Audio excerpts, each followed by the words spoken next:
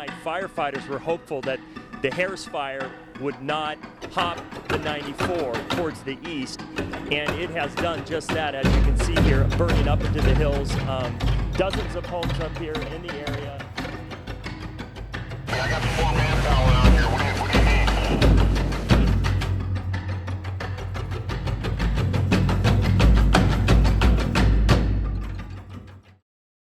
A properly maintained area around a structure can reduce that structure's exposure to wildfire. It also provides a safe zone from which firefighters can try to defend your home if they're present. That's why it's called Defensible Space. It allows firefighters to do their job. And that's one thing we want to do, is we want to save the property, we want to save lives. But when you don't have a properly maintained landscaping so that the flame front can get up to the house, we can't do our job. And so we have to back off and just hope that everything works out. Defensible space starts from the structure and goes out towards the open space, which has the native naturalized vegetation. Most municipalities have a distance of approximately 100 feet that they consider this defensible space. Defensible space typically consists of two zones. Zone 1 extends from the house itself and consists of a lean, clean, and green irrigated landscape. Any flammable, man-made components, such as wood fences or patio furniture, must be kept away from the house. Zone 2 consists of native naturalized vegetation that has been pruned and thinned to reduce the fuel load. Modifying vegetation is an exercise in balance. The goal is to reduce the size of fire and the heat that it produces.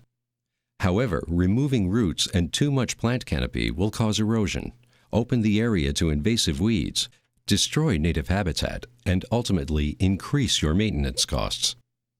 Invasive plants, mostly these grasses and the little broadleaf plants that have come in over centuries, reduce habitat value because they just aren't good food for native birds or mammals. They're not good cover.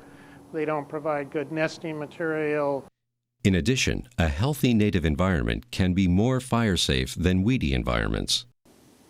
Many people do not understand the importance of Zone 2, and they think that having just a Zone 1 gives superior fire protection.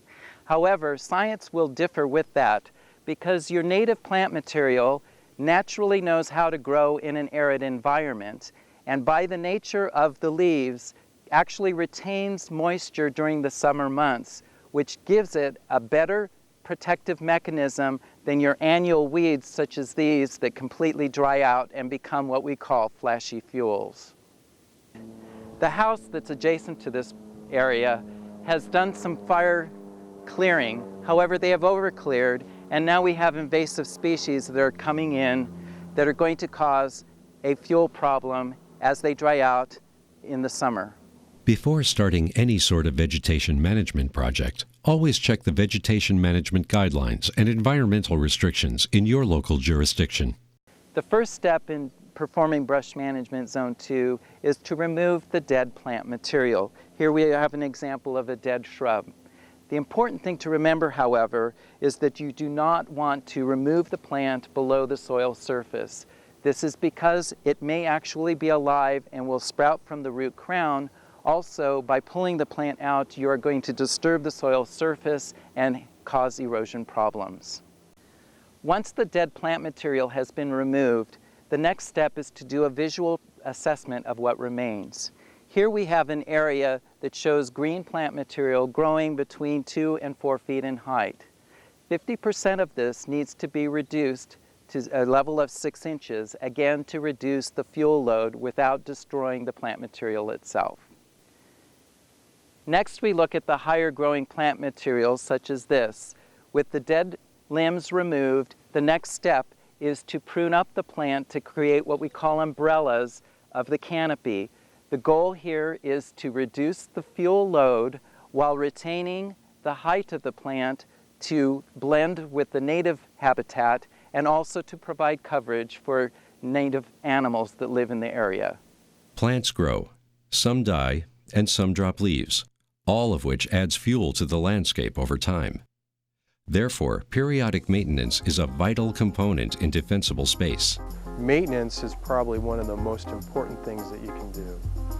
Maintenance for our wildland-urban interface in the homes that we're looking at today is a key component.